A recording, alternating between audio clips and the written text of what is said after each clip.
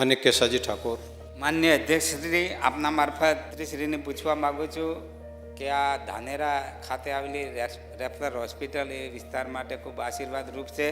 તો છેલ્લા 2 વર્ષની અંદર ત્યાં કેટલા બહારના દર્દી, કેટલા અંદરના દર્દીઓને સારવાર આપવામાં આવી અને કેટલા લેબ ટેસ્ટ કરવામાં આવ્યા, કેટલી પ્રસ્તુતિ કરવામાં આવી, વાત જણાવે.